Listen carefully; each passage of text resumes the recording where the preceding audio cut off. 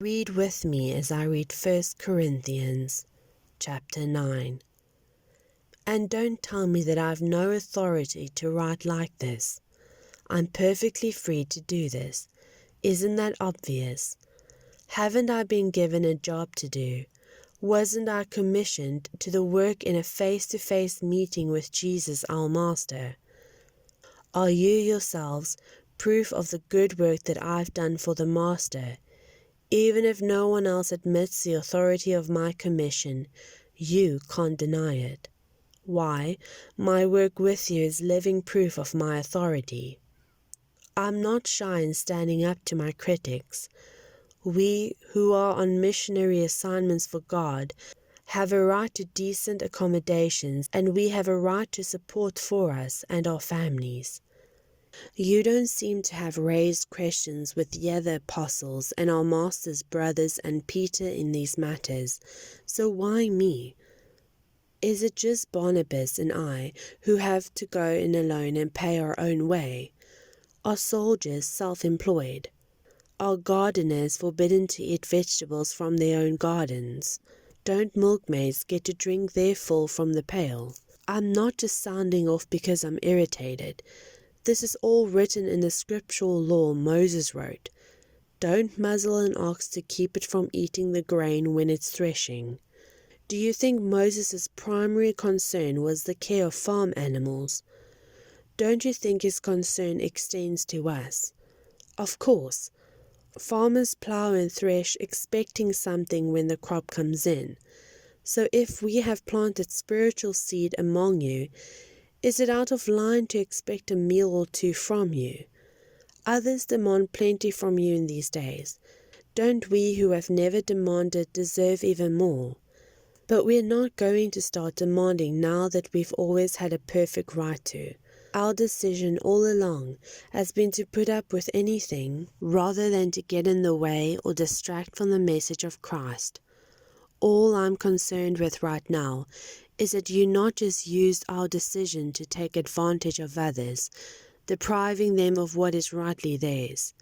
You know, don't you, that it's always been taken for granted that those who work in the temple live off the proceeds of the temple, and that those who offer sacrifices at the altar eat their meals from what has been sacrificed. Along the same lines, the Master directed that those who spread the message be supported by those who believe the message. Still, I want it made clear that I've never gotten anything out of this for myself, and that I'm not writing now to get something. I'd rather die than give anyone ammunition or discredit me or impugn my motives.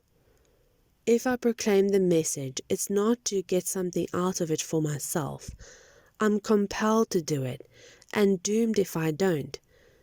If this was my own idea of just another way to make a living, I'd expect some pay. But since it's not my idea but something solemnly entrusted to me, why would I expect to get paid? So am I getting anything out of it? Yes, as a matter of fact, the pleasure of proclaiming the message at no cost to you. You don't even have to pay my expenses. Even though I am free of the demands and expectations of everyone, I voluntarily became a servant to any and all in order to reach a wide range of people, religious, non-religious, meticulous, moralists, loose-living immoralists, the defeated, the demoralized, whoever. I didn't take on their way of life. I kept my bearings in Christ, but I entered their world and tried to experience things from their point of view. I've become just about every sort of servant there is in my attempts to lead those I meet into a God-saved life. I did all this because of the message. I didn't just want to talk about it. I wanted to be in on it. You've all been to the stadium and seen the athletes race. Everyone runs, one wins, run to win. All good athletes train hard. They do it for a gold medal that tarnishes and fades. You're after one that's gold eternally. I don't know about you, but I'm running hard for the finish line. I'm giving it everything I've got. No sloppy living for me. I'm staying alert and in top condition. I'm not going to get caught napping, telling everyone else all about it, and then missing out myself.